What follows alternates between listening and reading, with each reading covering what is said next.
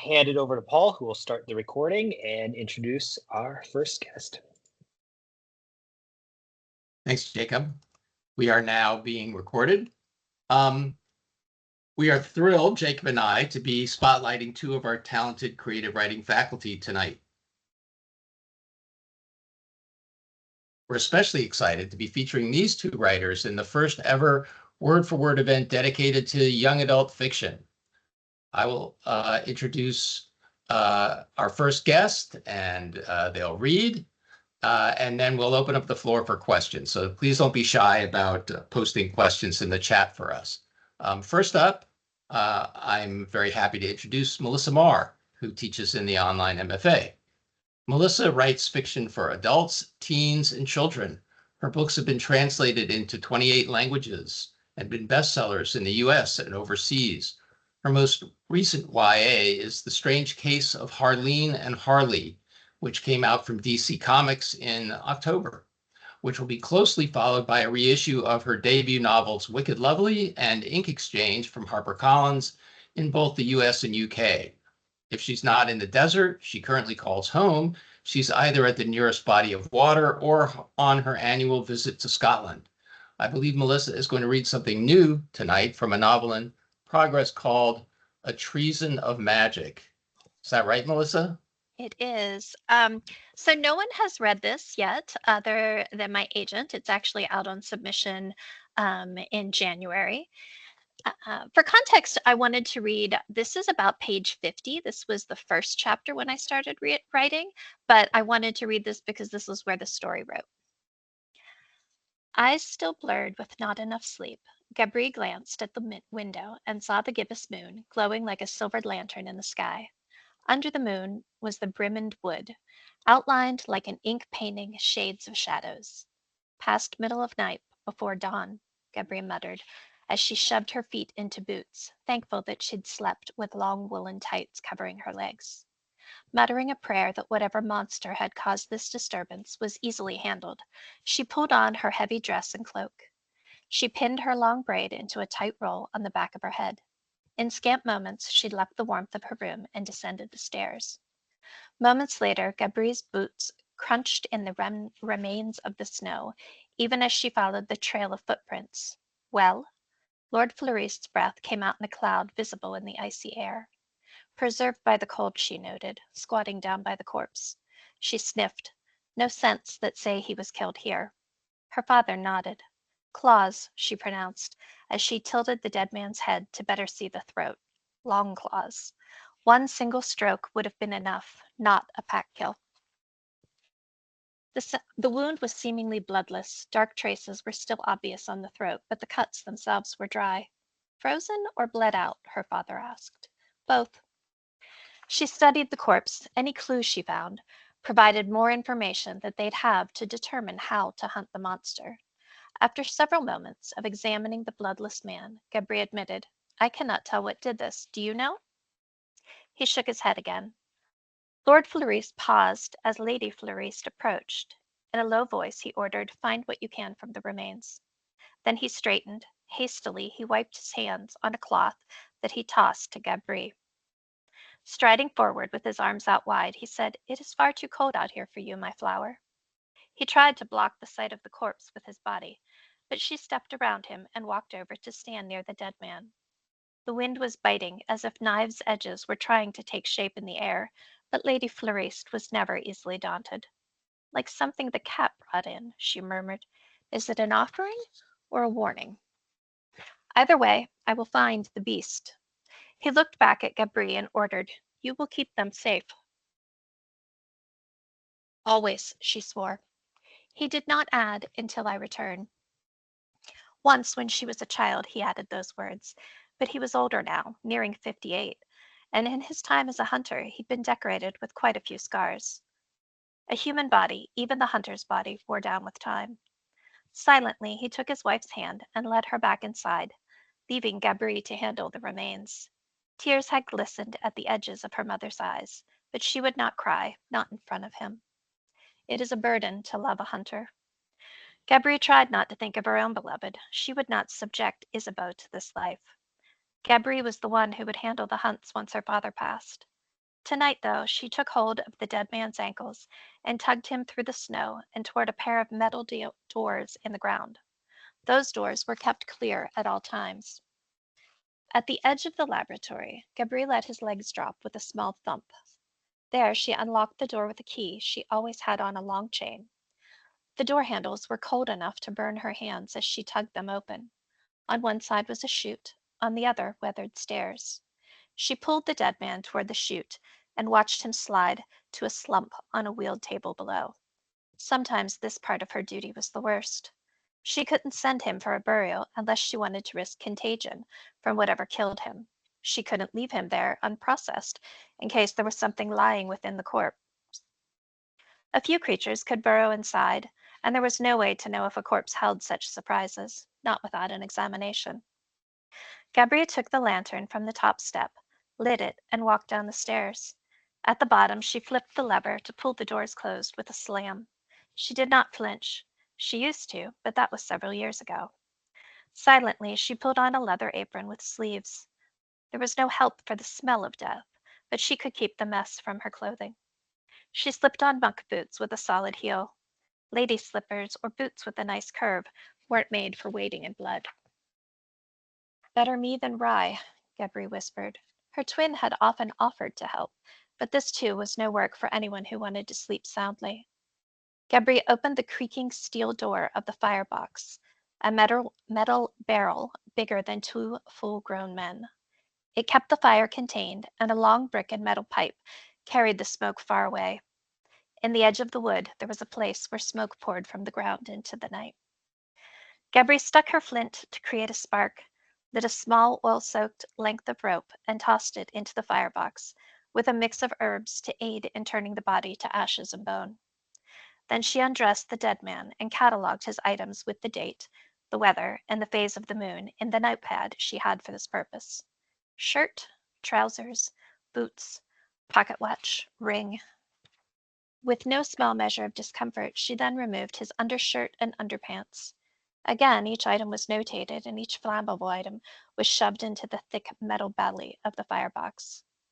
Tending the corpse was always a slow, unsettling process, and when she first had to do it, she thought overmuch about the family who would never know the fate of their deceased. Now she realized this was better than the risk of sending contagion to an unsuspecting family. She annotated a basic human drawing of the wound types and depths. She no longer blushed at seeing a grown man naked, but she still felt a twist in her stomach at having to manipulate his bits to check for injury, scarring, or tattoos. Not that peering in his mouth or opening his eyes was much better. Once before, they had burned on the day of discovery. She had missed a possession mark on a dead man's thigh. So now she forced back her disgust and checked each corpse thoroughly, even though they quickly disposed of the dead. A fleeting thought of Isabeau came over her. What would she think? Would her ardor for me cool if she could see me now? Gabri was certain it would. No one could see such things without horror. This was a vile job, but sometimes when she was honest, she admitted that almost every aspect of her fate was hideous. Fighting creatures, handling the dead, knowing the extent of the horrors in the night. Nothing about her fate was beautiful. Nothing. Finally, she rolled the table to the firebox and shoved the body into the fire that was now roaring, and sealed it. She carried the box with the dead man's ring and watch to a lead and salt-lined safe, locked them inside, and stripped off the apron, gloves, and boots. As she carried the lantern out of the room with her, dawn was spilling over the sky, lighting the world, and she exhaled at the comfort of knowing the monsters were hidden for the next few hours. She always slept better when the sun was high in the sky. She checked the locks on the windows of every room before slipping back into her bed. It is an honor to be the next hunter, she told herself, yet again repeating the lie. Honor should not smell like the ashes of a dead man. The end. Wow, that was great. Thank you so much. Mm-hmm. It's such an interesting, and that is this the beginning of the novel that you read, or does it? It was in the first draft. It is now Okay. page 54. Okay, that's what I thought you said. Yeah. You know, and that I'm going to just quickly get into this. You sent me a draft of this to read a couple of days ago. What you read just now was already different from what you sent me a couple of days ago. You've been hard at work on revisions, and I noticed most of those revisions had to do not with adding material, but with taking material out, making things more concise and streamlined. Is that normally how you work for this sort of thing? I work in passes. The first pass is my plot pass. The second pass is adding emotion and interiority. The third pass is adding setting and visuals, which is particularly difficult because I'm face blind. And then the next pass is taking things back out. So it's like weaving, and I know that example is used a lot, but I actually weave. So it is how I weave. It's taking the different threads and fabrics, and I try one, and if it doesn't work, we're going to pluck it back out. So that's that's my process. Thank you for sharing that. And I'm going to pass the mic over to Jacob, who will introduce Adrienne, and then we'll come back for a Q&A. So I'm going to turn off my camera, and if you could do the same, Melissa, that'd be great. Thanks so much, Paul. So I'm very honored to introduce our next reader and guest tonight, Adrienne Kisner. She's the author of 3 novels for young adults, including the award-winning Dear Rachel Maddow and The Confusion of Laurel Graham. She has graduate degrees in theology from Boston University and graduated from Vermont College of Fine Arts with an MFA in writing for children and young adults. She has taught creative writing at Southern New Hampshire University for 6 years and also tries to convince college students to make good choices in her role as the resident hall director at Boston University. And please tell your cat, she said. Psst, psst, psst. I hope I did that right. So without further ado, welcome, Adrienne. Thank you. I write YA contemporary, so it'll be a little different. There's less death in mine so far. This book is called Union, and it is about a girl who her parents are deep into MLMs, multi-level marketing, and she does not want that life. And she gets a job at a big box store. And this is the very beginning where it all kinds of, it kind of sets in motion. And the idea of work and teenagers engaging in their workplace, it begins, but not quite. Oh, and she's also a poet. So every chapter starts with a poem. And the first one starts on May 8th. So it's a page from her poetry journal, and it's called Since You Asked. The truth is, doctor, I want to start screaming and never stop. Everything the world throws my way infuriates me, but I'm too nice to make such a racket. I stuff the cheese balls, crackers, cereal, chocolate in my mouth to muffle the sound. I think things first started to really go downhill because of Lululemon. I just want to pop in and look around the shop, said my lifelong best friend, Macy. She usually talked like that with a slight British accent, even though she had been born in the same hospital as I was, 40 miles away in Jupiter, Pennsylvania, and had lived there her whole life. Nothing in there fits me, I said. Macy threw me a sympathetic glance. I'll just be a second. You always say that, and then I'm sitting in a dressing room for an hour. We only get to the city once every few months, and we're supposed to be out celebrating the end of the school year. Sable, please. Macy put on her pouty face, which I hadn't once successfully resisted in 16 years. 3 women stood out front with large poster boards. They chanted something that sounded like a cross between a Taylor Swift song and a call to battle. Unfair labor practices, under there, one shouted. Under where? Shouted another. Under there. The third woman danced in front of a window filled with bethonged mannequins. I stopped in front of them. This was the most interesting thing to ever happen at a Lululemon in my storied career of following Macy inside. What's wrong in there? I said, wondering if I should try to get an underwear joke of my own in. You might like their tank tops and yoga shorts, but they don't care about their sales associates' health and well-being. The middle protester handed me a pamphlet. Come on, mumbled Macy, pulling me inside. I hated going into these places. The people who worked there always greeted Macy like an old friend. They only approached me prepared to give directions to Sugar Heaven and the next block over at the shopping center. This time was no different. Hello, darling, said a blonde woman in peach leggings and a tunic. She looked amazing. Back again so soon, Mace? Said a brunette in green. She glowed, radiant and perfect. Neither one turned to look in my direction. What the hell is going on out there? Said Macy. The brunette rolled her eyes. Drama queens, that's what. They flounced after they didn't get a raise or whatever. But they barely moved any leggings, even during the big sale. The blonde nodded. Ridiculous, but it's public property on the sidewalk. We can't stop them. Within minutes, Macy had an armful of aligned crops and Sikh softness jumpsuits. I sighed, resigned to my fate of complimenting overpriced athletic apparel for the foreseeable future. I plopped into a chair and pulled out my phone to try to get some verses down, but nothing scared away my muses more than a petite section. What do you think of this one? Said Macy, emerging from a pastel cubicle. The blue really brings out your eyes. Do you work out? Macy grinned. She did, in fact, work out all of the time. She wanted to be a professional tennis player one day. This worked out for me because I could bust after or watch the girls' tennis team without attracting too much attention. Not that there was much chance of that, anyway, me attracting attention.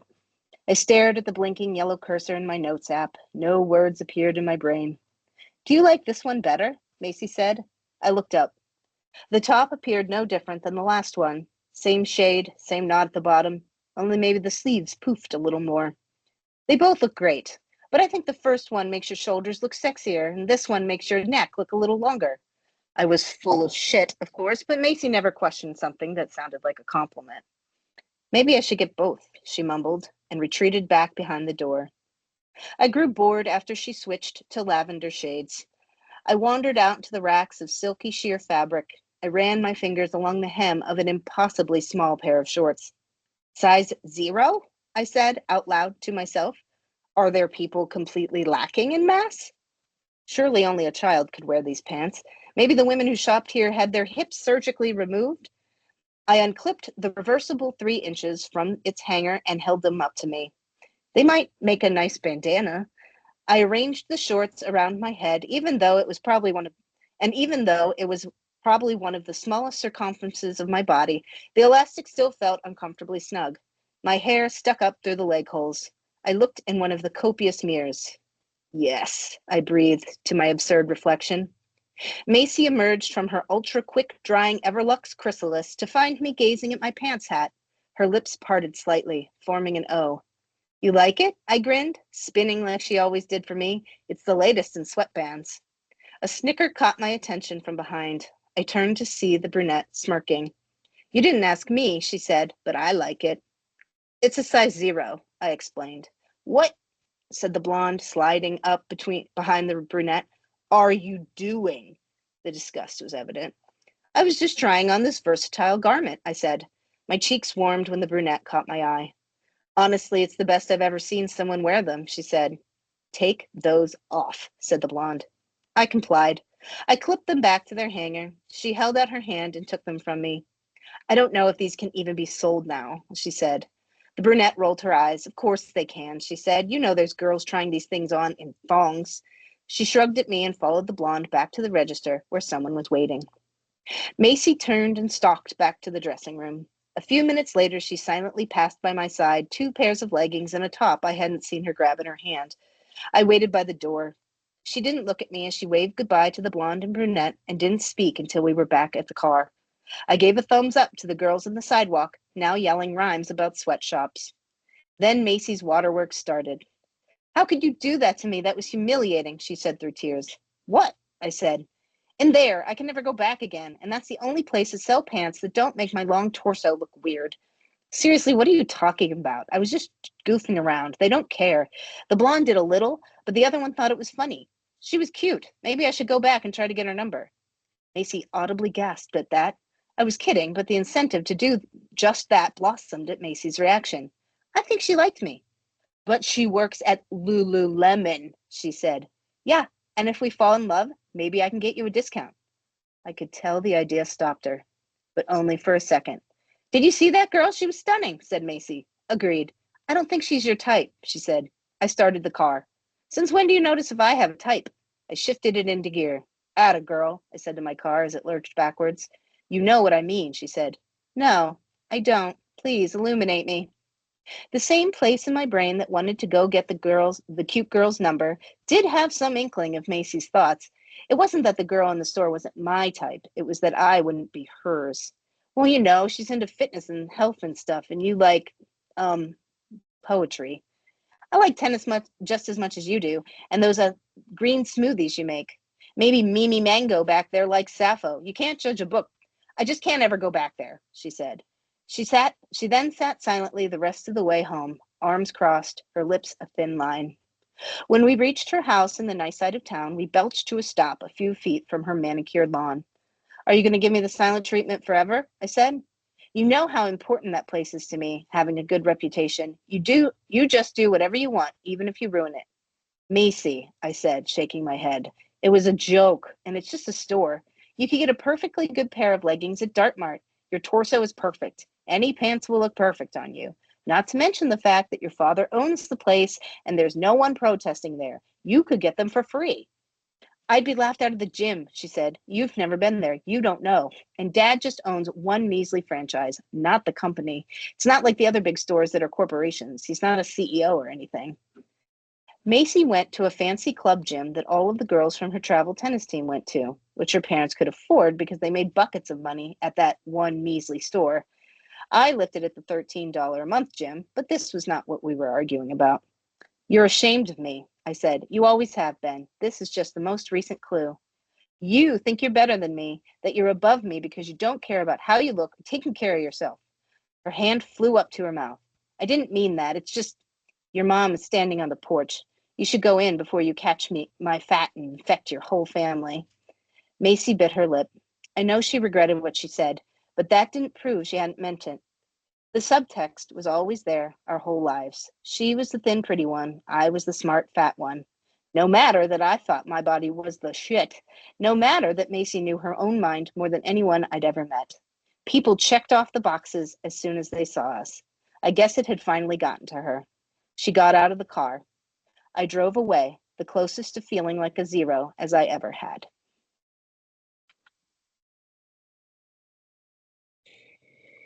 Thank you so much, Adrienne. Loved all the language in it. As Paula says in the chat, the sarcastic humor is just, I feel like the story is saturated in it, and I laughed out loud when I heard the words bethonged mannequins. I thought, could that be a band name? I think that could be a band name. No, it's wonderful, and I really appreciate you reading it. No death, as you pointed out before you read it. I'm kind of going into that to start the Q&A off and everything. You know, there's a lot of different types of young adult writing and everything. So I'm curious, what drew you to this specific style and this specific, type of writing, as opposed to, I guess, leaning into the supernatural, horror, death, that kind of thing that a lot of our youth are attracted to as well. Well, I like to read supernatural and dystopian, and I'm actually a big fan of Melissa's, and it's an honor to be here. And I didn't fangirl, but that was my brief interlude into fangirling. But it's just not how my mind works. I have written sort of for fun that the world should never see forays into fantasy world, but I've always sort of been most fascinated by the world around me. And I don't know, maybe it's just a different kind of therapy.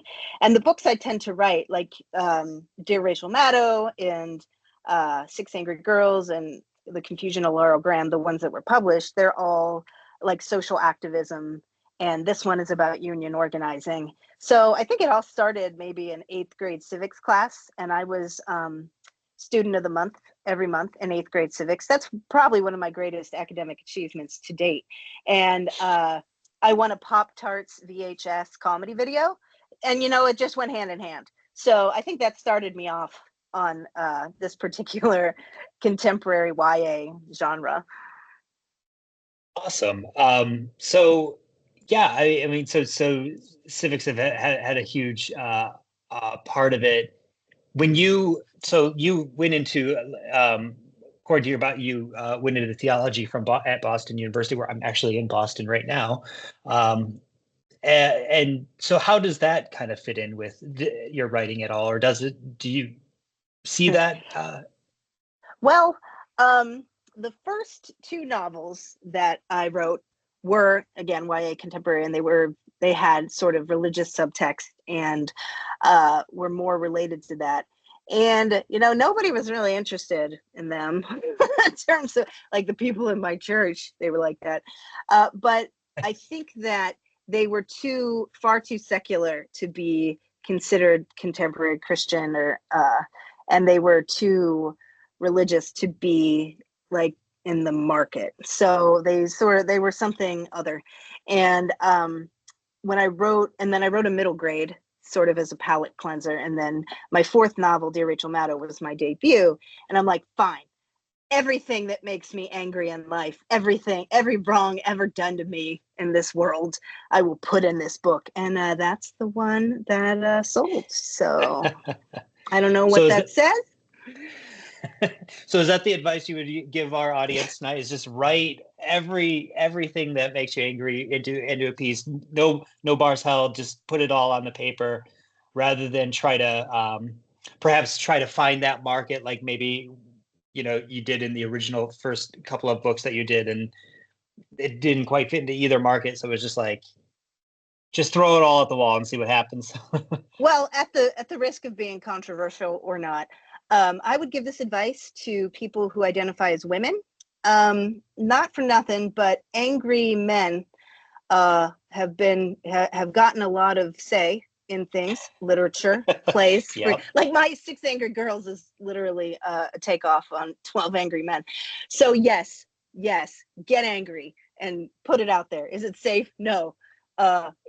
It's a very vulnerable thing, and then there's a lot of people with free will, opinions, and internet connectivity. So as long as you go into it being able to either avoid it or, I don't know, put it in I forget, I can't think of her name. She played Princess Leia. Who played Princess Leia? Oh, Carrie my Fisher? goodness. Yes, Carrie Fisher said, take your broken heart and make it into art. And then Nora Ephron said, it's all copy. So between those two things, yes, just put it in there. Awesome. Well, thank you. And I think that is really good advice for everyone. And yes, there are a lot of angry men out there, and it's gotten to a point where it's exhausting and a bit boring. So yes, I think it's important to just give it all and everything. And so thank you for that. And Paul, did you want to hop on and ask a couple of questions as well, or?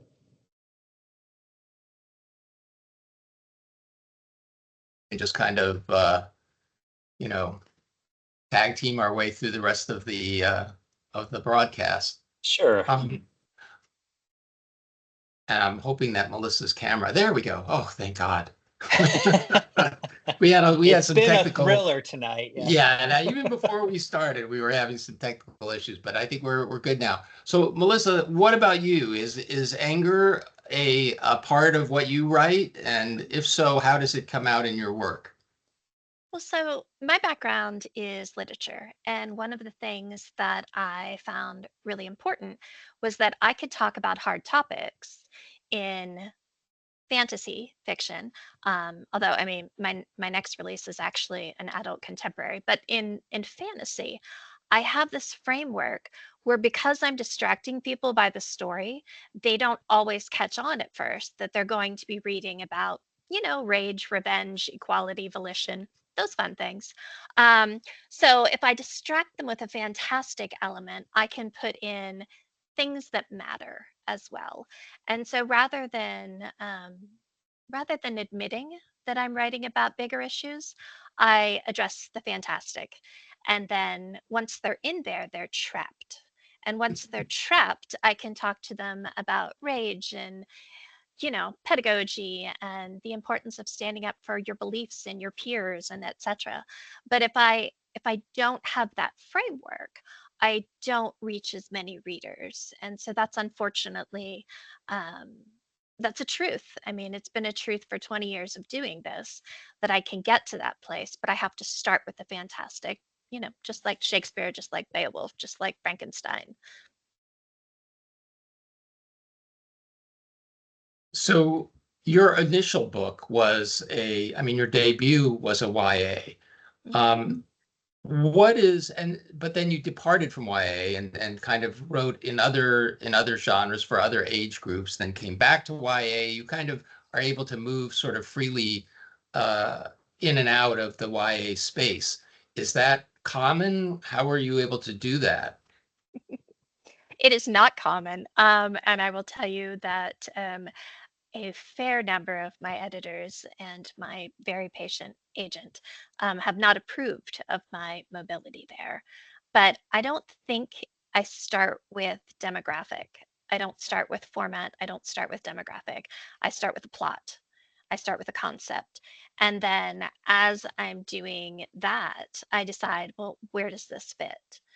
I don't read just YA. I read adult, I read fantasy, I read sci-fi. I love horror. I love picture books. So it seems foolish to say that I have to stay in my lane. Um, I don't always go to the grocery store the same way. I get lost regularly. It's excellent. Same deal. I'm going to pull a question out of the chat for both of you. Maybe Adrienne, you could answer it first. What genre do you enjoy writing the most? And do you find the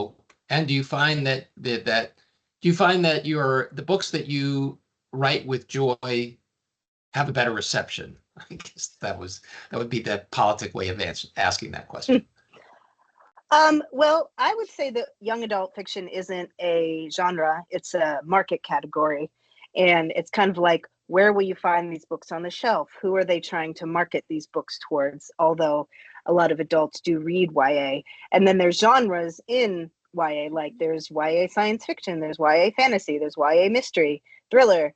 And I, my first job in this life, well, it was a terrible little end of the end of my street store. But then my second job, which is the one that counts, was at a children's library, and I was always surrounded by books for children. And I always, when I read The Babysitter's Club, I'm like, I want to work with children with autism, because there was a character like that, and that was my introduction into that. And I always wanted to work with kids and be with kids, and so it seemed natural to write for them. And my academic work is about spiritual development, and I think that kept me with teenagers.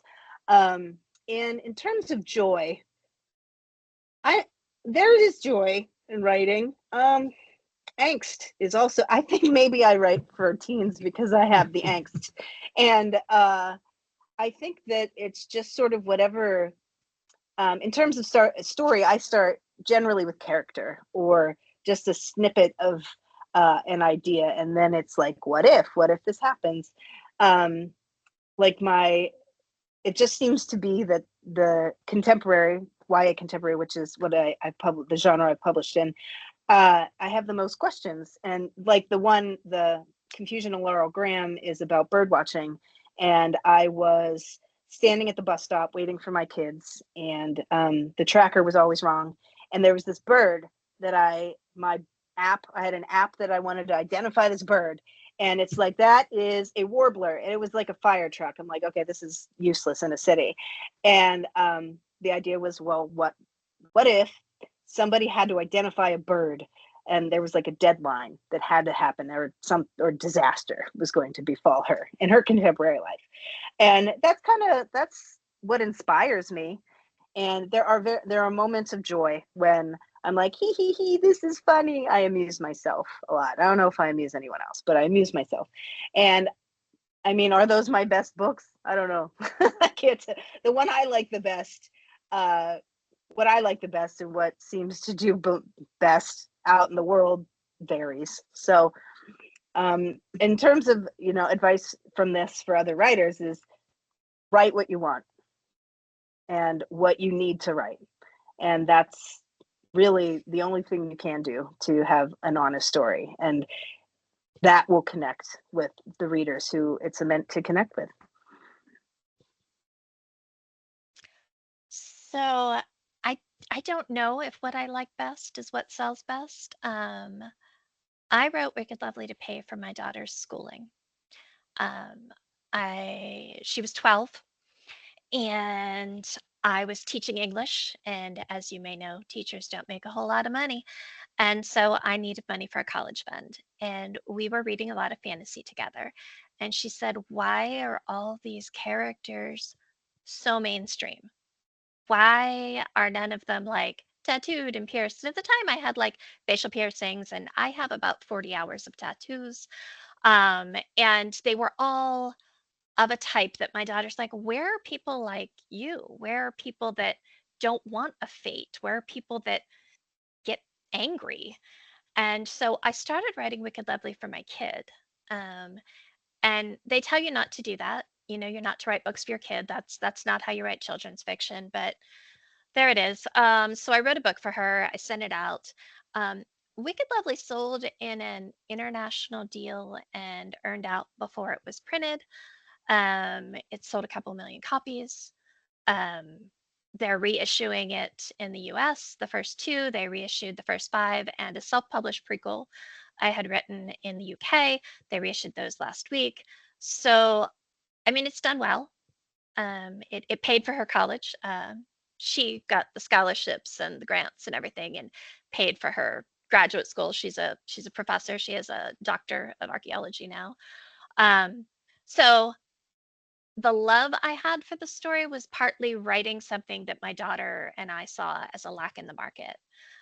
My second best stuff, if we move Wicked Lovely to the side, is a picture book I wrote when my baby was 3 days old. I adopted a fabulous human when he was a day old. He had died on the day he was born and resuscitated and all that drama. So I wrote a picture book promising to love him forever. And that one has reached 200,000 children, which is cool. I make 24 cents a book, so you can do that math. But I think that what those had is they had my passion. It wasn't necessarily my joy or my sorrow, or and I have no sense of humor, unlike you, Adrienne. I am like incredibly boring. Um, but I have passion. And a lot of writing for me is following that passion. And the books that I feel the most passionate about actually are the ones that pay the bills. So trust your passion. It's great advice. I think so as well. Well, thank you both for those answers. I'd like to actually go back a little bit to two questions that were way early on in our event, and they were centered around dialogue. Dialogue is pretty important in most writing, but I mean, especially in young adult literature, I'd say it's pretty important because you want to be able to, capture these characters and how they interact with each other and how they kind of, bounce off of each other and develop. So I guess to try to combine both questions together, where do you start with dialogue, and how do you get to a point where you may use contemporary slang or contemporary dialect words and stuff that are new and make it feel authentic, knowing where all the kids are nowadays, right? I Right. guess is my point. Like, right, like how do you keep fresh? And that's probably dating me by saying how do you keep fresh, but I think it's a bad idea to try and keep fresh, to be quite honest. Wicked Lovely is being reissued after 20 years. I'm not changing the dialogue in it. I'm not changing the slang. I did want to take out, there was a reference to a pager. We don't use those now, but that was it, because I used a language like within your friend group, right? You have diction that is specific to your community. And I think having friend group slang or friend group diction is far less dating your book, if you fall into all the contemporary slang, if you choose something that's of the moment, if everything is a Rizzler and Sigma and all those fun words that I'm learning from my now 12-year-old, that means in 10 years my book has expired, right? So what I think is important is thinking about the kid you were and how to create a diction and dialogue that is unique to the slang of the community. Like, are they music buffs? So do they use reference within music? Are they, you mentioned poetry. I mean, are we calling on my English major friends were all about T.S. Eliot. There were T.S. Eliot quotes and Lord Byron quotes, and that's how we had our group diction. And I think that avoids the problem of shelf expiration. That's my vote. Adrienne, what do you think? Or how do you approach it? I have the opposite belief. And I think it's more like, as soon as you write contemporary, it's historical fiction because it sells 2 years before it's going to go out. And even if they crash a book, it won't be out for ages. But I think it's so funny to have a little snippet of a piece of time, and that is why I use real places, especially in Western Pennsylvania. I do make most of my no all of my YA is in a place I think of as mythic Pennsylvania, which is a mix of contemporary Pennsylvania, the Pennsylvania of my youth, and utter fake Pennsylvania made up for my convenience. But Eaton Park and Sheets and all those places are real, and they're still there. Will they be there? I don't know. But I love them, and I love language. And even if it's not going to be around in 2 years, it's such a lens on a moment of time. And I live amongst college students, and I now know that I am old. I used to think that I was in sort of a moment of stasis because they both aged me and kept me young at the same time. But now, and I do watch a lot of TikTok, much to my chagrin. I keep trying to stop, but I can't. And, it's very cutesy, very demure. And would I put that in a book? Probably not, because that changes too rapidly. But every once in a while, a word sticks around. And I wrote Dear Rachel Maddow I started in like 2015. And when I was querying it, I had agents say, oh, well, Rachel Maddow might not be around in another year or two. Email might not be around in another year or two. And I'm like, I'm willing to take that chance. And they wanted me to fictionalize her because it was inspired by Dear Mr. Henshaw, a book that I truly love. And I was like, wow, Oh, yes. What if someone wrote to Rachel Maddow on MSNBC, if you don't know her? And she sort of rose to prominence due to world and national events. And she's still around, and so is email. And to one extent or other, does it date the book? Absolutely. But in that way, it will be, again, all contemporary is going to be historical fiction at some point. So, you know what? Go all in. And it amuses the heck out of me to have, like, she worked at Aerie.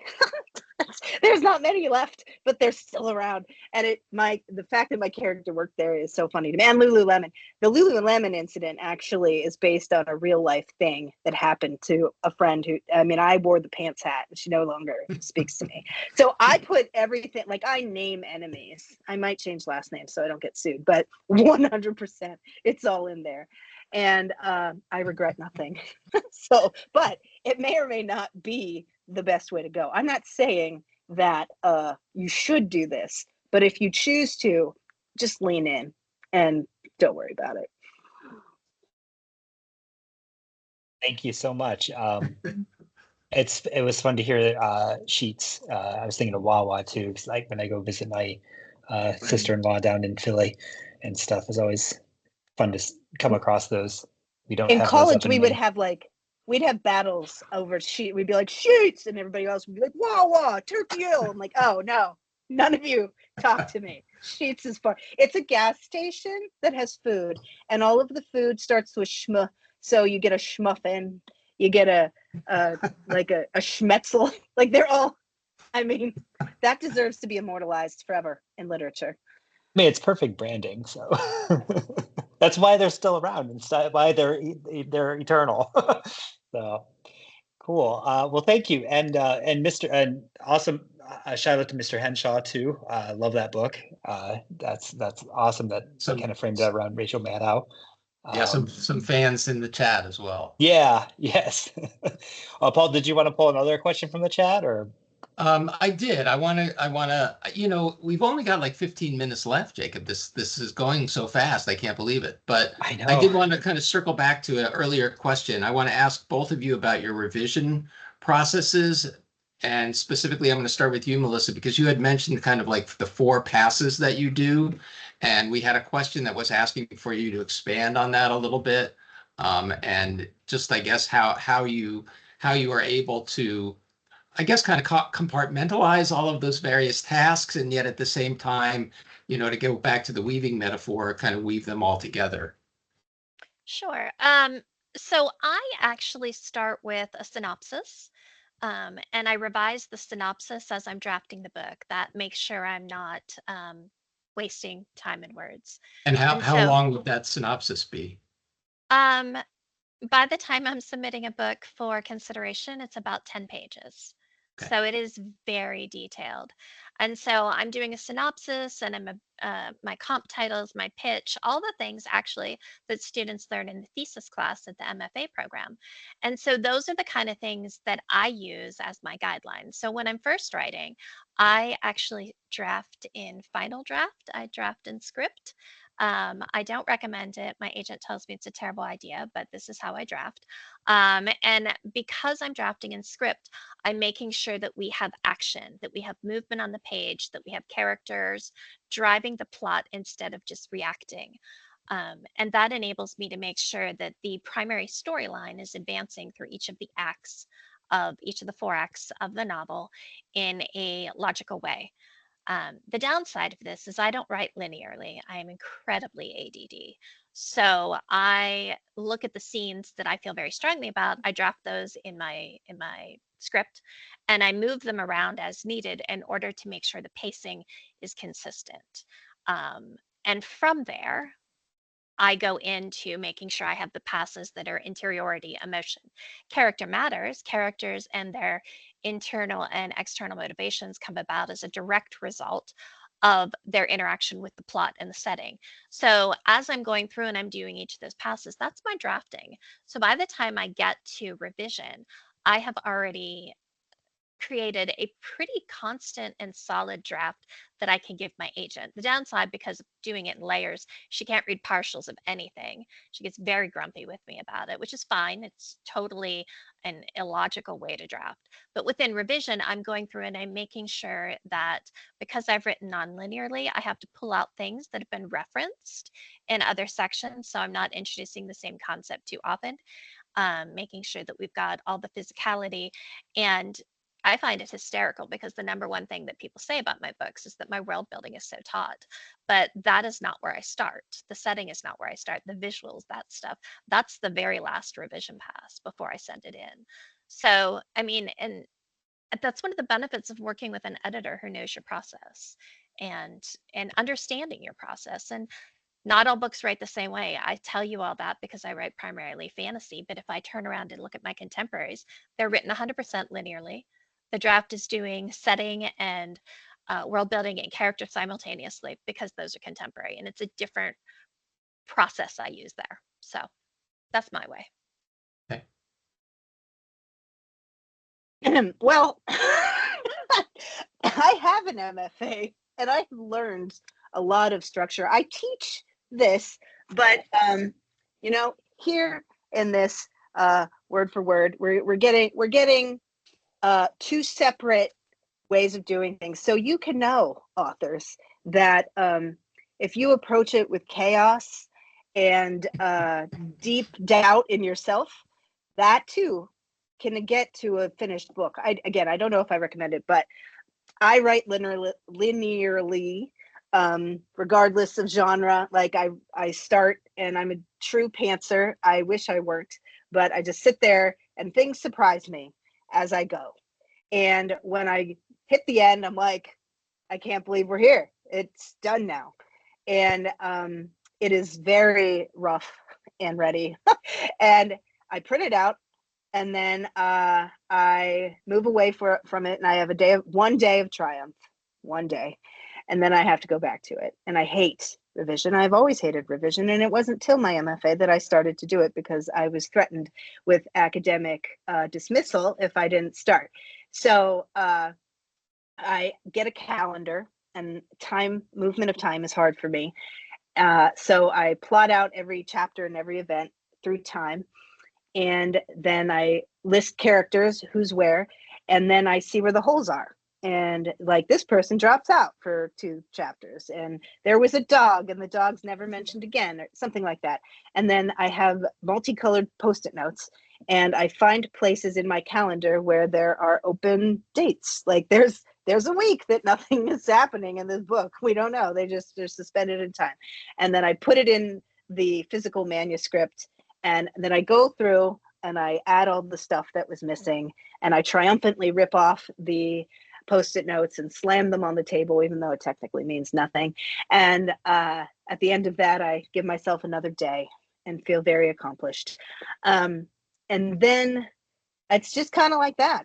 More Post-it notes, more adding and taking things away, because when you don't have any sort of idea of what's going to happen before you do it, sometimes you're like, this is genius. And then you take 6 pages, and I put it into a document that says for later, because I must tell myself that these precious moments of my life will be used somewhere else, even if I know it's a lie. But, it's fiction, I guess.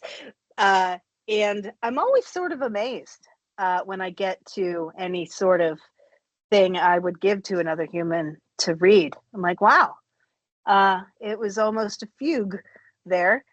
Again, not the most efficient way. And I recommend craft books. Like, there's a lot of different ways but I've never been able to do any of it. And I do say that to my students. Maybe this is why I teach undergrad. I'm like, just write it. We just got to get it on paper, everybody. I believe in you.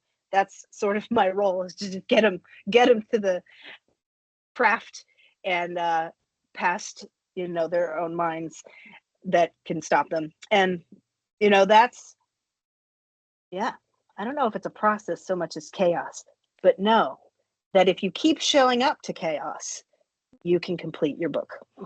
Well, I That's mean, the key. you say chaos, and yet you're also describing an incredibly detailed and rigorous process of, like, I mean, you're talking about like creating a calendar and plotting out everything that happens in your book according to, like, week by week, and locating, holes in that schedule, and that helps you figure out how to fill those holes. I mean, that, to me, that sounds incredibly detailed, and I'm kind of in awe of it, to be honest with you. I mean, it may seem like chaos, Right. but from the outside looking in, it's like, wow, this person's like super organized. That's how I wrote my first 6 books, was that kind of chaos. And so maybe it's just a thing that changes over time, I'm on book 14, I think. 3 of them are published. Okay. Again, my method, if you write your passion, you also might not make any money, and that's okay. So again, other end of the spectrum. And again, it is what it is. But I write, I don't know that I will say this. I struggled with COVID. And it sort of broke my groove. I could write a book very quickly, and I had a lot of drafts, but ever since then, I have really struggled to come back to be able to, get on the page. And if there are people struggling with that, and you're like, am I ever going to finish anything? Am I ever going to finish anything again? Will anyone ever read this? I feel that.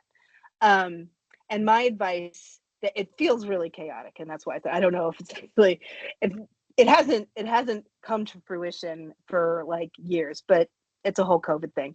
However, students, know this, and fellow authors, just keep showing up, because this is what I'm doing currently, and sometimes that's all you can do. And maybe sometimes the money will come, sometimes it won't, but your readers will. And when you're revising, especially, it can feel like a slog to the end for no purpose. But that is important. No matter what you do, know that it is worth it and your words are worth it. And you're going to find your readers somewhere. And I feel like this is a public service announcement I should get out there because, again, I struggle. I have struggled within the last few years, but it's still worth it, I think. And there's still joy in the writing. And it's okay if you like revision too, from the Right. other side. That's my Yeah, favorite part. Absolutely.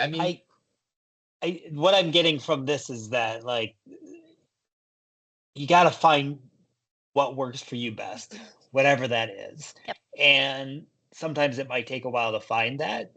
But there are no wrong ways as long as you're getting the words on the paper and you're finding joy in it. And sometimes there's struggle in it, of course, as well. But yeah, and you know, finding that audience and everything. So I love this conversation that we had where it's like, you know, organized chaos, if you will, versus, you know, the revision. I really did like that idea of the different passes that you go through, Melissa, as well. That really stuck out to me when after you had read as well. So I appreciate, I don't know, just how, you know, writing can be anything that you want it to be. The secret is you just got to find what works for you, and it might take a while, but when you do find it, chase it. Well, and So I think it has to be tempered too by where you are in terms of contracts and organization. Like when I that's was true. writing for Harley, they required X number of pages, certain parts apart. Because I don't write linearly, I had to write the whole script before I could submit the first part. And right now, because I have books on that were sold on pitch, I have to write the synopsis and I have to write in that order because that's how it works in terms of my contracts. So part of the evolution of my process is the nature of having contracts that say like Mm. next Melissa Marr book. I mean, it's incredibly vague, but it's also requires you to adjust your process because they need those check-in documents. So the process So evolves based also on your publishing relationships sometimes. so there's always going to be external forces, and in your case, the publishing relationships. And Adrienne, I think maybe in a different way, how you had been talking about the COVID situation and how that has been, you know, a challenge for you, and then you've had to kind of readjust and refocus your efforts in different way than perhaps previously and stuff. So there's always going to be those external forces that may be impacting the way one writes as well. But it's just like, I guess, would you both say that, like, don't get so ingrained in your mantra of writing that, you know, you aren't willing to negotiate or change, because if you do, you know, it's kind of one of those things like swim or die, you know what I mean? Like you gotta keep moving, you gotta adjust as you go along, because if you don't, you know, it can come back to bite you. Is that kind of how you both see writing as well? Very Well, much so. I would say I'm sorry. I would say it's more like Dory and Finding Dory, like just Just keep keep swimming. swimming. Okay, yeah. It's not swim. It's like It's swim not or swim or die. It's die. more like just keep going. And Okay. yeah, No, I think for me, I think the adjustment was part of it in terms of I have a 12-year-old who's on the spectrum. I have lupus. I have required work travel with lupus and a 12-year-old on the spectrum. So I can't have special process to write, right? I have a soundtrack that puts me in the groove to start a book. I have certain soundtracks for characters, but I have written books in like the overnight lounge in Reykjavik in Iceland, in my kids' football practice. Like Wicked Lovely was written in the pickup line when my eldest kids were doing gymnastics and lacrosse and I was homeschooling. So I'm like, here, do these math problems. I'm going to write a chapter. You have to be, And I think most writers, we have lives, we have children, we have obligations. And so having special process for writing is a pretty fantasy, from, novelists in the 1800s who were born wealthy, which isn't most of us. And so having that adaptability, being able to adjust your process. Like when DC told me I could write Harley Quinn, but I had to turn in it in order, I completely panicked and just went on a caffeine bender and drafted the whole thing so I could write the beginning. And so you have to flow with your options in your life. I'm sorry, I'm going to get all like dramatic, but you have to be able to be fluid with your process. That's my belief. That might be our stopping point, Jacob. Yeah, I think so. I mean, I would ask one more question, and I think this is just one that, you could answer quickly, but I'm curious what's next for both of you before we end. What are you up to now, and what do you see in the future with your writing? Adrienne. Well, I intend to keep writing, and That's good. I intermittently, maybe, yeah, who knows? I don't know. Maybe I will be published again one day, maybe not. Who can say? But I am having fun writing different kinds of things. Will I finish Union? I don't know. It's not done yet. But I have revised the very beginning for this several times. But you know what? Who knows? I'll keep teaching. I really like teaching a lot. Yeah, I'm harassing my children to do their own homework. That takes up a lot of time, sadly, but it does keep my dialogue fresh. So, yeah, There you go. There you go. Oh, thank you. What about you, Melissa? So, like I said, I've got the 2 Wicked Lovely reissues. I had Harley Quinn come out last month. I'm not allowed saying that I have 6 special editions coming out next year, so I won't tell you that. I have in here. 3 completed novels that are one's at copy edit, one's at galleys, and the other one's at revision. So those are all done. And then hopefully I'll sell the one that I read the excerpt of when it goes out in January. So, and then hanging out at my kids' soccer and basketball and football games and remembering to eat meals. So, Very important to do that. Well, thank you both. This has been lovely. And as always, when we get down at the end of the hour, it's just like, why are these only an hour? We could go another half hour because you have such insightful things to share with our students and audience tonight. So I really appreciate both your time tonight and for sharing your work with us tonight too. For more about Adrienne, be sure to visit her website, adriennekisner.com. And I'm going to put that in the chat for those who would like that. And then for Melissa, it's melissamarrbooks.com. And yeah, check them out. Oops, I didn't mean to put that backslash in there. I'll revise. There we go.